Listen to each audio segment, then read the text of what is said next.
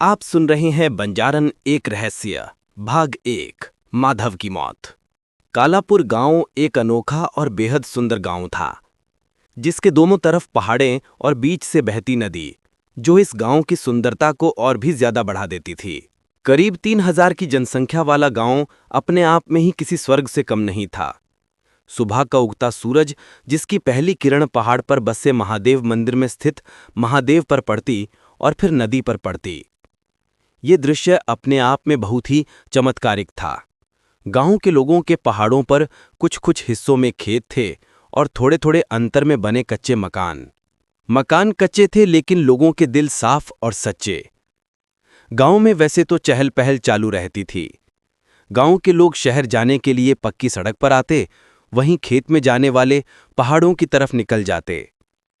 हर घर का कोई सदस्य दिन में तो कोई रात में खेत की रखवाली करने जाया करता।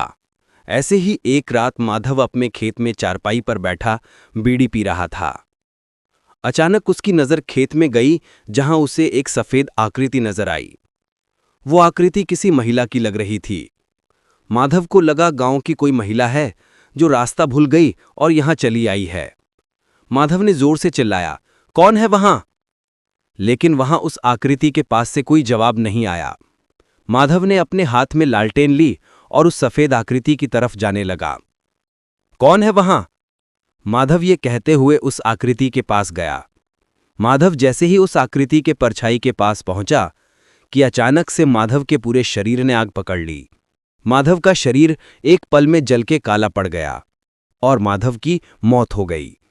माधव के शरीर को जलते हुए पड़ोस के खेत में बैठे मोहन ने देखा और मोहन चिल्लाते हुए भागते भागते माधव के खेत पहुंचा। तब तक में बहुत देर हो चुकी थी। माधव की मौत हो चुकी थी। ये खबर पूरे गांव में आग की तरह फैल गई। कुछ देर बाद गांव के कुछ लोग मोहन के साथ माधव के शव को लेकर माधव के घर पहुंचे। माधव के घर में जोर जोर से रोने की आवाजें आने लगी। माधव के पिता हरिया, जिनकी उम्र करीब 60 साल थी, मोहन के पास आए और रोते हुए पूछा, मोहन भैया, ये कैसे हो गया?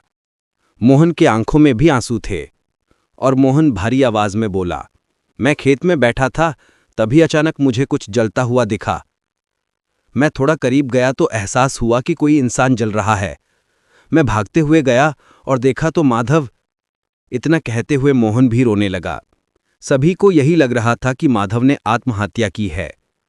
कुछ देर बाद हरिया के घर के पास एक कार आकर रुकी, जिसमें से 2 पहलवान और एक आदमी, जिसने सर पर पगड़ी पहनी हुई थी, सफेद कुर्ता पहना हुआ था और उसके चेहरे पर गहरी काली मूछें थी। वो आदमी गांव का सरपंच ठाकुर गजेंद्र सिंह था। ठाकुर गजेंद्र सिंह हरिया के घर में गया और सभी को सांत्वना देने लगा। ठाकुर गजेंद्र सिंह ने माधव के साथ कैसे हुए उसके बारे में जाना और माधव के घर में सभी को आश्वासन दिया कि वो उनके परिवार के साथ है। रात गहरी हो गई थी, इसलिए माधव का अंतिम संस्कार करना सही नहीं था। समय और हालात को ध्यान में रखते हुए ठाकुर गजेंद्र बोले, माधव ने आत्महत्या क्यों की ये तो कोई नहीं जानता, लेकिन अब जो हो गया उसे बदला नहीं जा सकता। कल सुबह होते ही माधव का अंतिम संस्कार किया जाएगा, इसलिए हम सभी इस दुख की घड़ी में हरिया का साथ दें। इतना कहते हुए ठाकुर गजेंद्र और गांव के सभी हरिया के घर पर उसे दिलासा देने और उसका दुख कम करने बैठ गए। माधव के शव को एक कमरे में रखा था। माधव का शव पूरी तरह से जल चुका था और उसके शव से जले हुए मांस की गंध आ रही थी, इसलिए माधव के घर के लोगों ने माधव के शव को एक कमरे में रख दिया था और सभी आंगन में बैठे दुख व्यक्त कर रहे थे और सुबह होने की राह देख रहे थे। माधव की पत्नी जो गर्भवती थी, उसकी तो जैसे दुनिया ही उजड़ गई थी। माधव की शादी को सिर्फ 6 महीने ही हुए थे और ऐसे में एक औरत का विधवा होना, जिसके गर्भ में 3 माह का बच्चा था, उसकी तो दुनिया शुरू होते ही खत्म सी हो गई थी। माधव की पत्नी माया एक कोने में बेसुध सी बैठी उस कमरे की तरफ देख रही थी जिसमें माधव का शव रखा था। सुबह सुबह होते होते माया का भाई भी वहां पहुंच चुका था। माया के परिवार में उसके भाई के अलावा और कोई नहीं था। माया का भाई, जिसका नाम विवेक था, विवेक शहर में रहता था और जैसे ही विवेक को इस घटना के बारे में पता चला, विवेक उसी समय माया के घर जाने निकल गया था और सुबह होने से पहले अपनी कार लेकर माया के ससुराल पहुंच गया। विवेक ने अपनी बहन माया की हालत देखी और उसकी आंखें भर आई। विवेक माया के पास गया और माया को गले लगाकर उसका दुख बांटने लगा। लेकिन इन सब चीज़ों का माया पर कोई असर ही नहीं था। माया तो बेसुध सी बस कमरे की तरफ देखे जा रही थी। कुछ देर बाद आसमान में सूरज निकल चुका था। सूर्य ने अपने प्रकाश को बिखेरना शुरू कर दिया था और हरिया के घर कुछ गांव वालों ने माधव के शव को शमशान लेकर जाने की तैयारी शुरू कर दी थी। माधव की अर्थी तैयार हो चुकी थी। ठाकुर गजेंद्र सिंह ने कहा, हरिया, अब हमें माधव के अंतिम संस्कार के लिए उसे ले जाना चाहिए। ये सुन हरिया के घर में सभी रोने लगे। एक बार फिर माधव के घर में रोने की आवाज़ें गूंजने लगी। कुछ देर बाद सब शांत हुए और ठाकुर गजेंद्र ने कहा, अब समय आ गया है।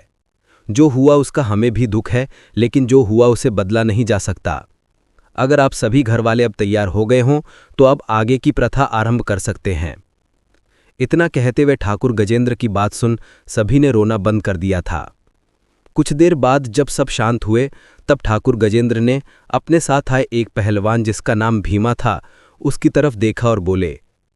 ठाकुर गजेंद्र सिंह ने भीमा से कहा, भीमा, जाओ और गायत्री को बुला लाओ। ठाकुर गजेंद्र की बात सुन भीमा ने हाँ में सर हिलाया और वहां से चला गया गायत्री को बुलाने। गायत्री जो कालापुर गांव में रुदाली थी। पुरानी प्रथाओं में जब किसी की मौत हो जाती थी तो रुदालियां बुलाई जाती थी मृतक पर रोने के लिए। लेकिन माधव के साथ अचानक से जो हुआ उससे सबको बहुत ज्यादा दुख था। गायत्री जो कालापुर गांव में रुदाली थी और जब किसी की मृत्यु होती तब वो रोने का और शव के अंतिम संस्कार का काम करती। गायत्री का जीवन इसी से चलता था। कुछ देर बाद भीमा जो ठाकुर गजेंद्र का सेवक था वो गायत्री को अपने साथ ले आया।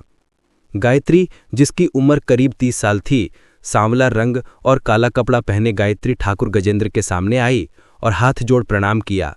फिर अपने हाथ से इशारा किया जिसका साफ मतलब था कि अब माधव का शव उस कमरे से बाहर लाना था। हरिया और गांव के 2 लोग ने मिलकर माधव के शव को बाहर लाया। माधव का शव पूरी तरह से कपड़े से ढका हुआ था। गायत्री ने अपना काम शुरू किया। पहले गायत्री ने रोना शुरू किया। गायत्री अपना रुदाली का काम कर रही थी और तभी हवा का एक झोंका आया और माधव के चेहरे से कपड़ा हट गया। जैसे ही गायत्री की नज़र माधव के चेहरे पर गई और गायत्री ने रोना बंद कर दिया। गायत्री की आंखें बड़ी हो गई और वो एकटक माधव के चेहरे को देखने लगी और अचानक से गायत्री माधव के शव से 2 कदम डरते हुए पीछे हटी। आखिर ऐसा क्या हो गया कि गायत्री जो एक रुदाली थी और जिसके लिए ये सब आम था, वो माधव के शव को देख पीछे क्यों हट गई? आखिर क्या है माधव की मौत का राज? आप जानेंगे अगले भाग में। अगले भाग के लिए चैनल को सब्सक्राइब करना ना भूलें।